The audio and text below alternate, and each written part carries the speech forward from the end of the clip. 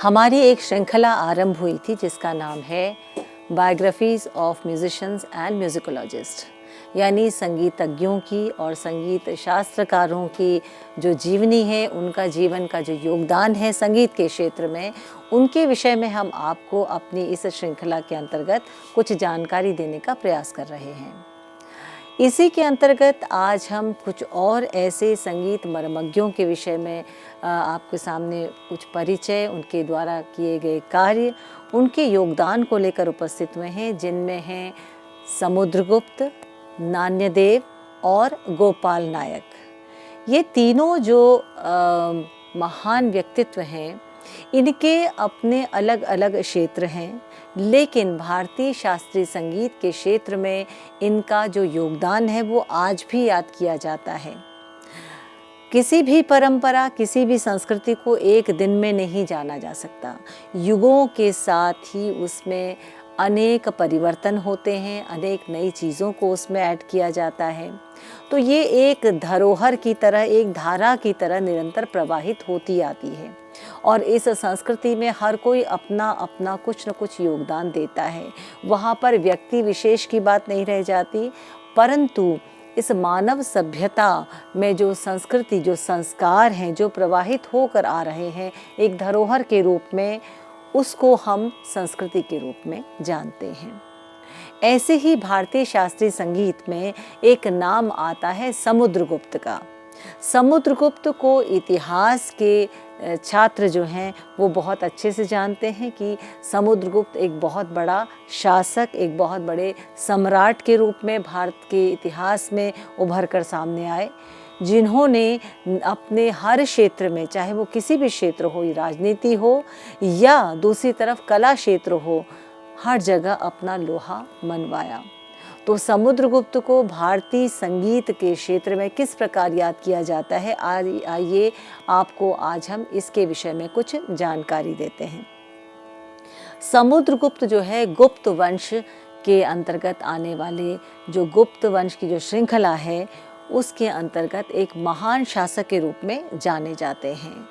गुप्त वंश जो है भारतीय संस्कृति, भारतीय परंपरा को आगे बढ़ाने के लिए, उसको अपना प्रोत्साहन देने के लिए जो है वो जाना जाता है। ये एक ऐसा काल था जिस समय की हर क्षेत्र में जो है वो उन्नति हुई। गुप्त वंश का जो अपना आधिपत्य था, उनका जो साम्राज्य था, वो भारत में दूर दूर तक फैला हुआ था। तो ऐसी क्या बात थी कि गुप्त वंश के अंतर्गत आने वाले इस महान शासक समुद्रगुप्त को याद किया जाता है। आइए विस्तार से इसकी जानकारी लेते हैं। संगीत की दृष्टि से गुप्त काल जो है उसमें बहुत अधिक उन्नति हुई और इसे एक स्वर्ण युग भी माना जाता है।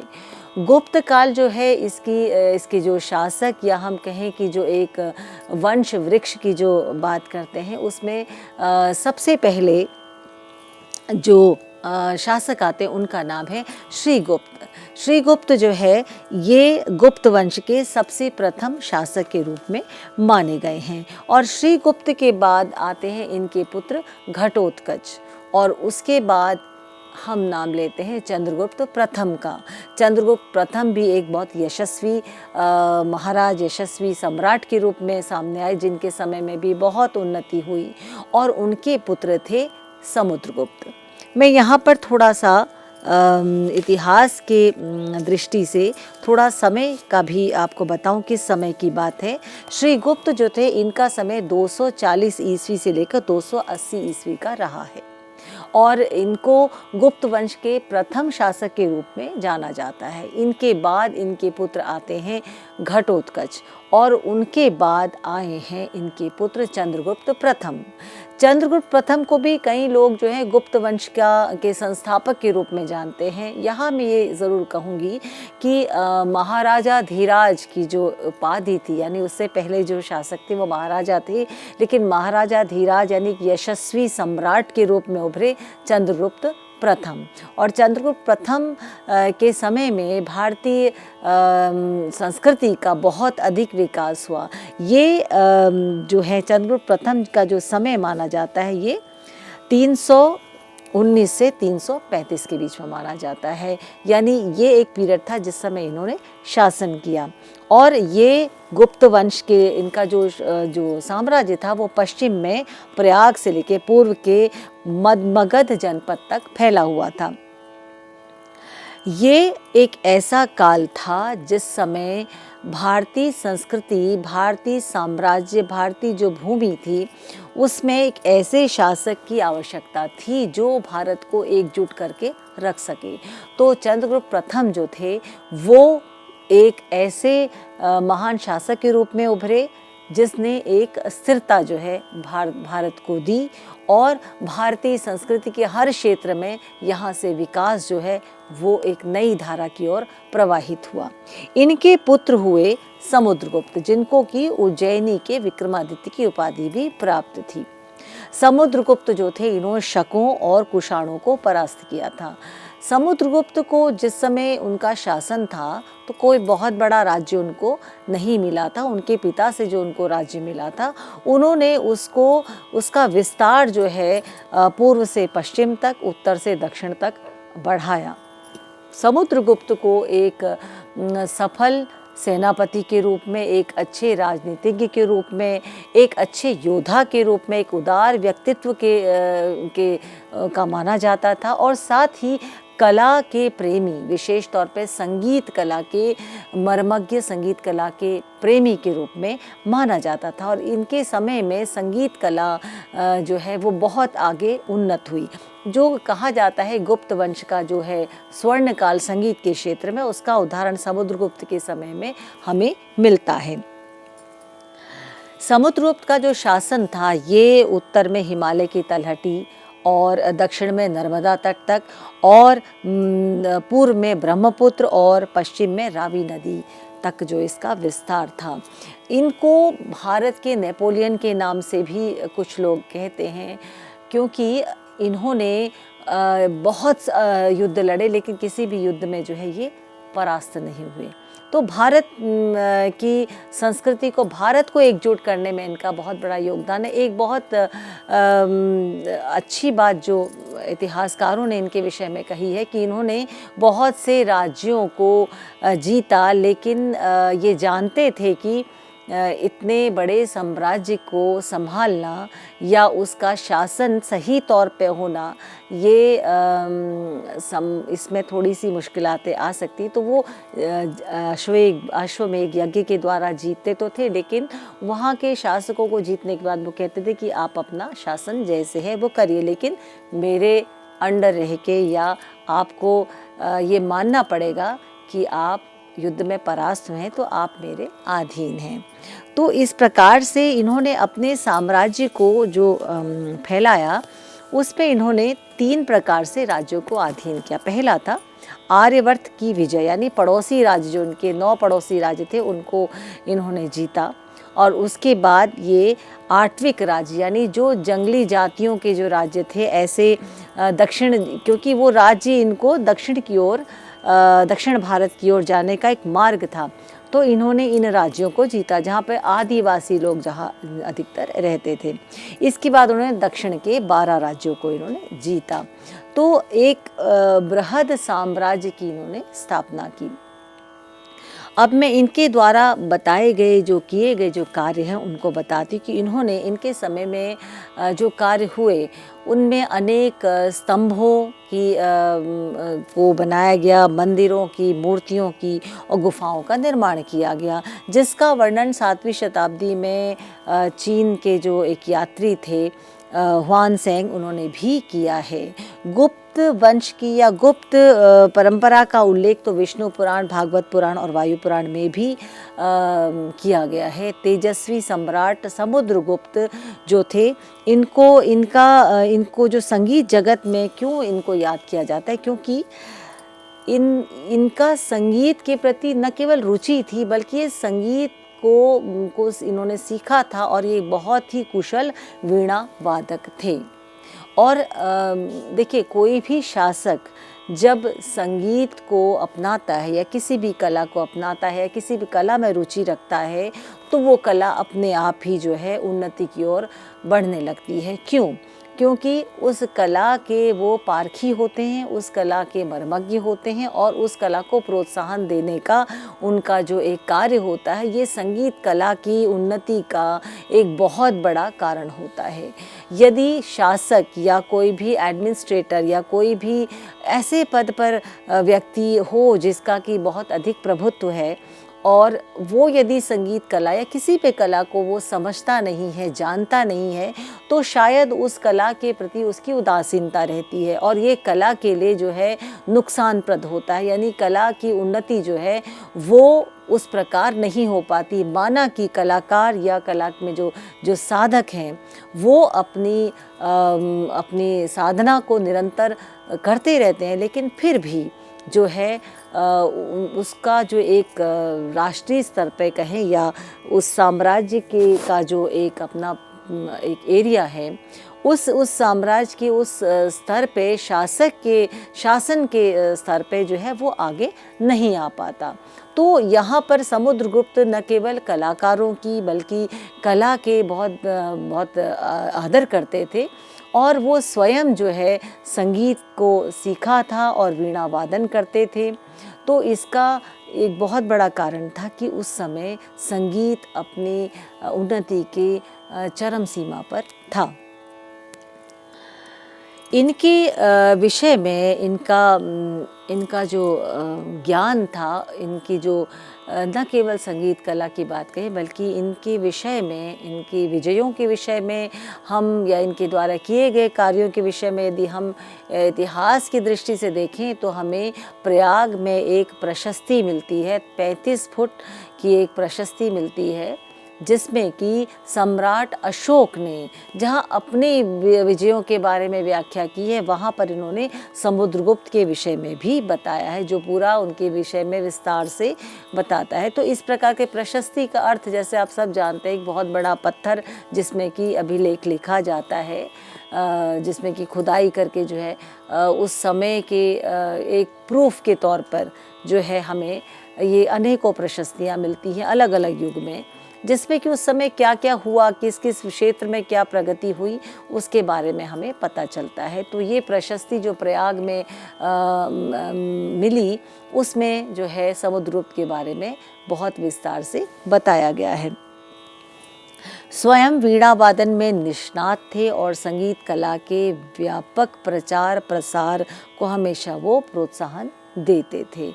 आइए, जब हम संगीत की बात कर रहे हैं तो एक बंदिश से शुरू करते हैं, क्योंकि जब हम संगीत विषय की बात करते हैं तो न केवल थ्योरेटिकली उसको जानना चाहिए, बल्कि जब तक संगीत की बात प्रयोगात्मक रूप में ना हो, प्रैक्टिकल रूप में ना हो, तो शायद संगीत का आनंद नहीं आ सकता। तो आपके पाठ्यक्रम के अनुसार राग भैरव में ये झपताल की एक बंदिश है, जिसको जो मैं आपको बताने जा रही हूँ। और राग भैरव जो प्रातःकालीन गाए जाने वाला राग है, ऋषभ और धैवत इसमें कोमल है, सभी स्वर शुद्ध हैं और ये संपूर्ण जाति का राग है। और एक बंदिश जो है जिसके बोल हैं,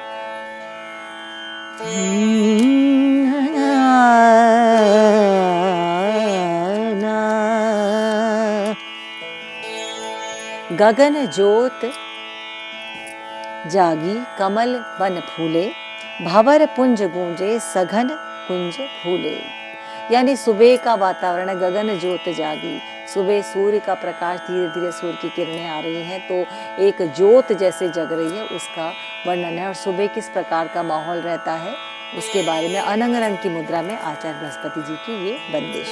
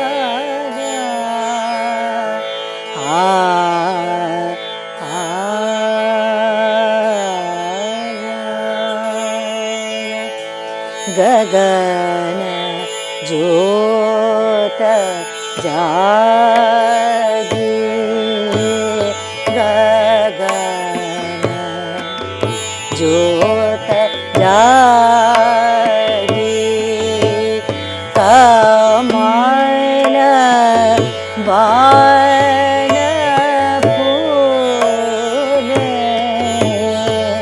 कमल बान फूले, सघन कुंज गूंजे, सघन कुंज गूंजे, भंवर पुंज गूंजे, सघन कुंज गूंजे,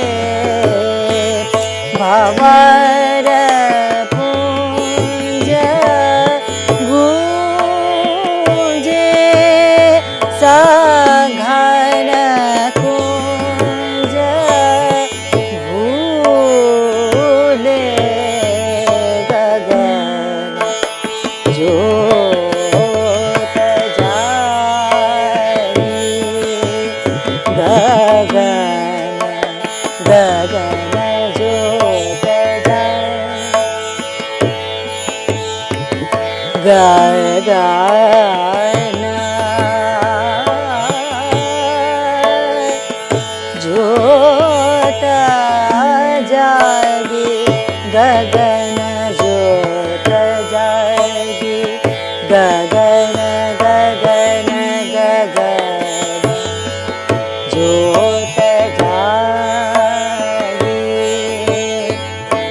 कमल बान फूले रे, भंवर पुंज गूंजे, भंवर पुंज गूंजे, सघन कुंज गूंजे, गगन गगन ज्योत जागी, चांद्रा मलिना, चांद्रा मलिना, कुमुद लसाने, चांद्रा मलिना, कुमुद लसाने, अनाग राग राग तरंगन झूले, अनाग राग राग तरंगन झूले, गगन गगन ज्योत जागी, गगन ज्योत जागी, गगन ज्योत जागी, सरे ग म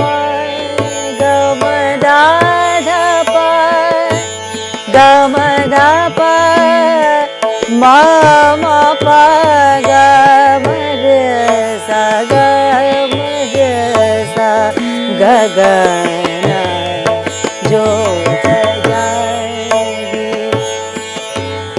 वही भैरव के स्वर हैं। आपको इससे पहले के श्रृंखलाओं में भैरव का पूरा विस्तार समझाया है, इसके स्वर समझाए। अब बंदिश के साथ उसका प्रयोग होना है। गगन जोत जागी सरे गर गम प गम दाद पद माम प गज गम पद म प ग गम रे सदर साद रे सा सा रे गम रे सा ग ग न जोत जागी सारे गम प सारे गम पद प म गम पद नि सा ध नि सा रे सा नि ध प म ग रे सा सा रे गम प गम रे सा गम प गम रे सा गम प गम रे सा जोत जागी गगन जोत जागी गगन जोत जागी गगन जोत जागी गमदार प गमगरा प गमदर सा सदा प दसा दरे सा सदा प पद म प ग रे ग म प ध म प ग म रे सा द द सा रे सा गगन जोत जागी गगन जोत जागी गगन जोत जागी जोत जागी जोत जागी